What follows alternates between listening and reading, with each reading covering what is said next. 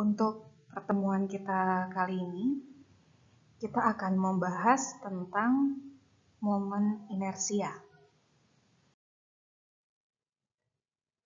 Nah, jadi adapun pokok bahasan yang akan kita bahas yang pertama, apa itu momen inersia? Yang kedua, contoh momen inersia dalam kehidupan. Yang ketiga, jenis momen inersia. Yang keempat, hubungan torsi dan momen inersia. Dan yang kelima adalah contoh soal. Apa itu momen inersia? Nah, jadi momen inersia ini merupakan ukuran kelembaman benda yang berotasi pada porosnya. Nah, di sini ada kata kelembaman. Kira-kira apa arti kata kelembaman? Kelembaman itu merupakan kecenderungan benda mempertahankan keadaan semula untuk diam maupun bergerak. Nah, konsep kelembaman ini sebenarnya sudah kita pelajari di kelas 10, yaitu pada konsep hukum Newton atau hukum 1 Newton. Ya. Jika kita lihat berdasarkan contohnya dari hukum Newton, saya berikan satu contoh. Misalkan ketika kita mengendarai mobil atau bis, kemudian bis tersebut mengerem mendadak. Nah, badan kita atau badan penumpang yang ada di dalam bis akan terdorong ke depan. Nah, kenapa terdorong ke depan? Karena badan kita atau badan penumpang itu memiliki kelembaman atau kecenderungan untuk mempertahankan keadaan semula yang bergerak ke depan. Nah, jadi konsepnya sama dengan hukum 1 Newton. Momen inersia ini dia adalah ukuran kelembaman benda untuk berotasi pada porosnya.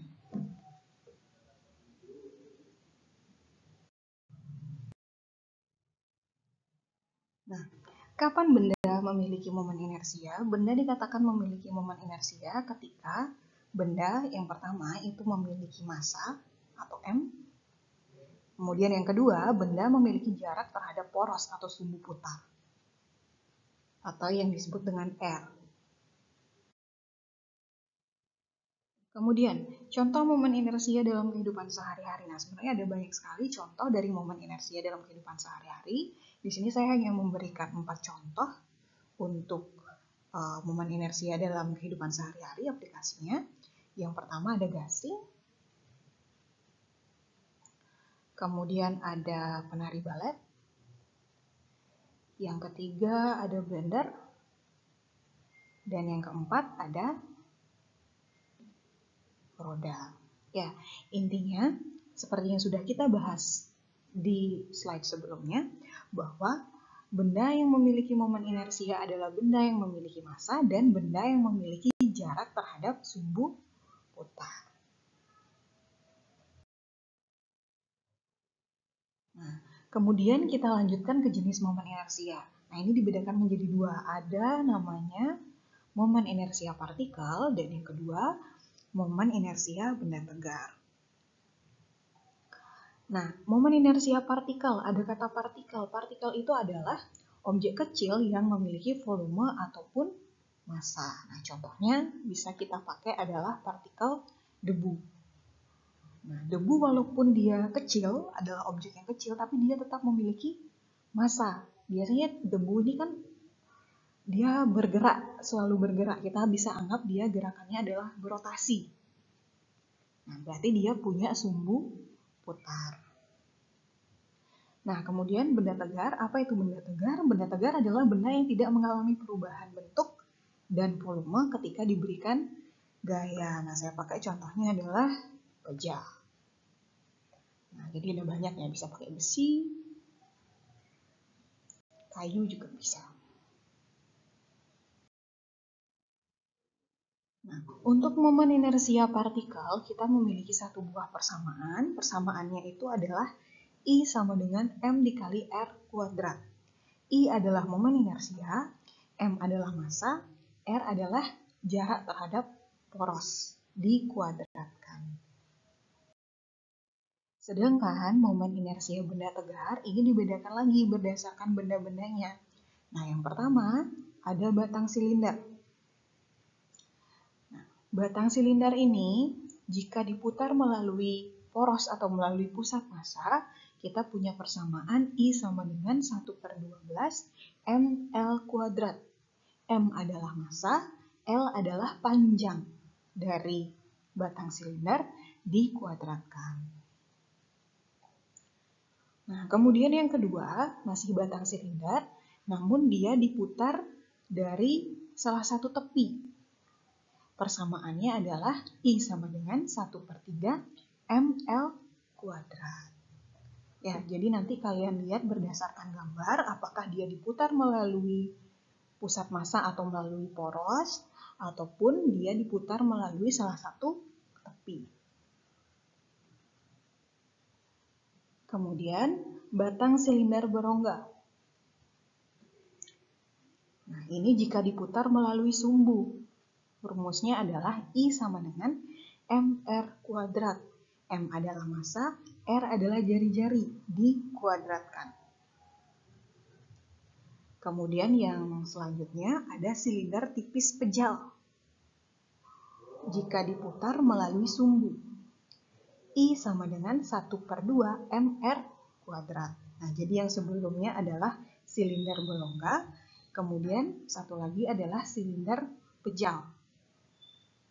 Dari keempat jenis benda tegar ini, nah, untuk yang sering kelihatan di soal itu ada batang silinder sama silinder pejal. Biasanya silinder pejal ini yang paling sering ya. Silinder pejal ini pada umumnya digunakan sebagai benda tegar untuk membuat katrol. Jadi nanti kalau kalian ketemu di soal, ada sebuah katrol, tentukan momen inersia katrol, seperti itu misalnya, tapi tidak disebutkan jenis benda tegarnya apa, nah kalian bisa langsung menggunakan rumus yang silinder pejal, karena katrol ini adalah silinder pejal, ya pakai yang 1/2 mR kuadrat. Nah, kemudian ada piringan.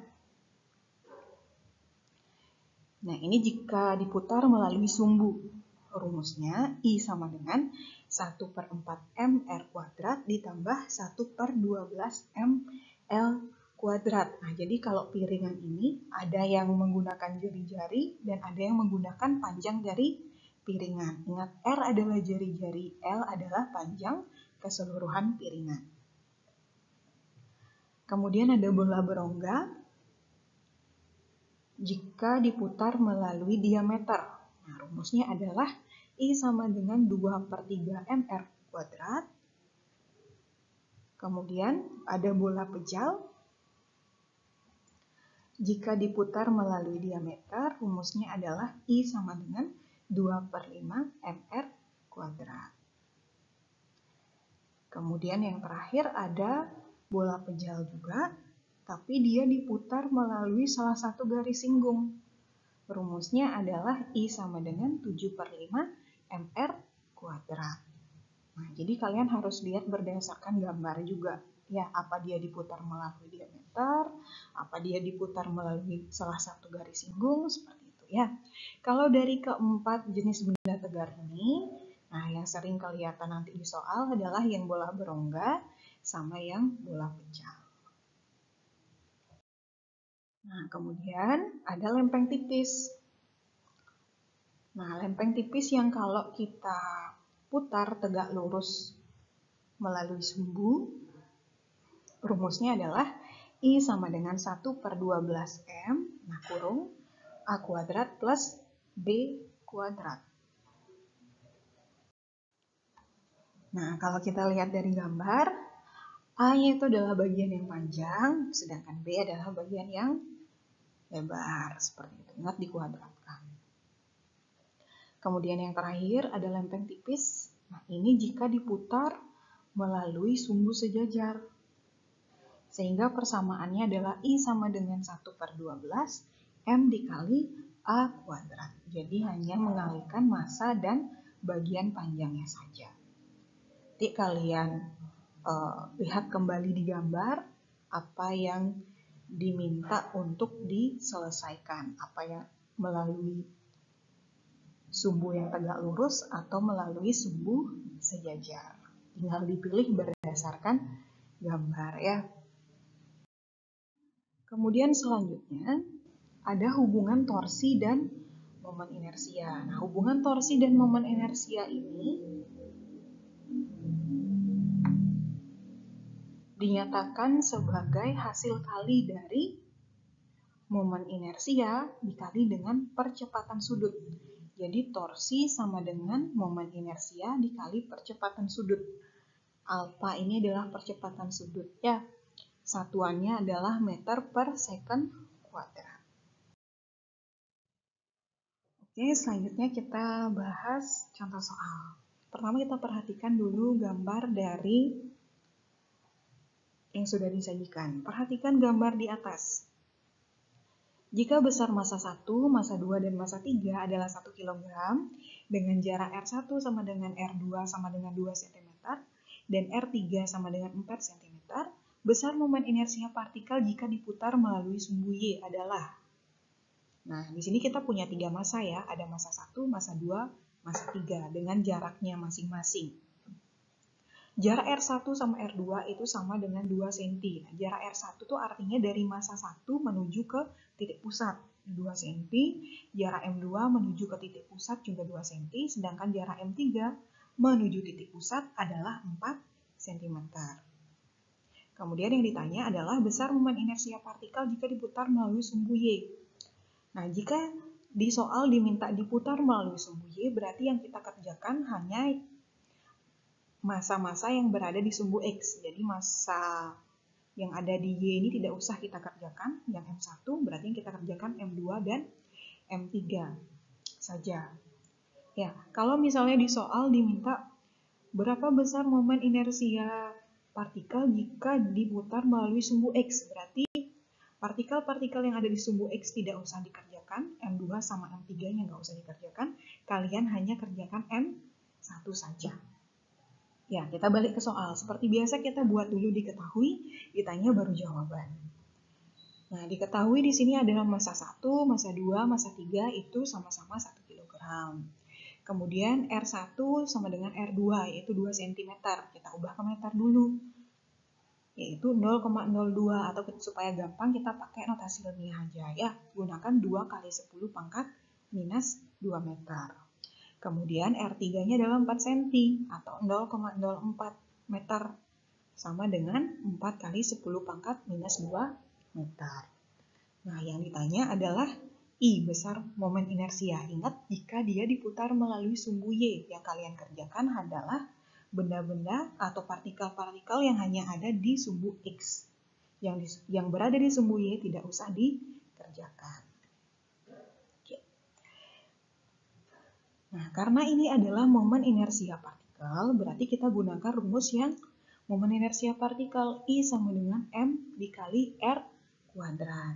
Ya, seperti yang sudah saya katakan tadi, berarti kita akan menjawab atau kita akan membahas benda-benda yang ada di sumbu X saja. Berarti ada massa 2 dan massa 3 sehingga kita mencari momen inersianya. Kita jumlahkan antara momen inersia di massa 2 dan momen inersia di massa 3. Kita uraikan. I2-nya kita uraikan menjadi M2 dikali R2 ditambah I3-nya diuraikan menjadi M3 dikali R3. Kemudian kita tinggal masukkan saja angka-angkanya. M2-nya adalah 1, R2-nya adalah 2 kali 10 pangkat minus 2 ditambah M3-nya juga 1, R3-nya adalah 4 kali 10 pangkat minus 2. Kemudian setelah kita kalikan, kita dapatkan hasil 2 kali 10 pangkat minus 2 ditambah 4 kali 10 pangkat minus 2. Nah, jika kita ingin menjumlahkan notasi ilmiah, pangkatnya harus sama. Ya, di sini sudah pangkatnya sama ya, pangkat minus 2 dan pangkat minus 2. Sehingga hasilnya 2 tambah 4 adalah 6. Sehingga pangkatnya tetap menggunakan pangkat minus 2. Jadi yang dijumlah hanya bilangan depannya aja 2 tambah 4, hasilnya adalah 6, sehingga pangkatnya tetap ya, kali 10 pangkat minus 2. Satuannya adalah kilogram meter kuadrat.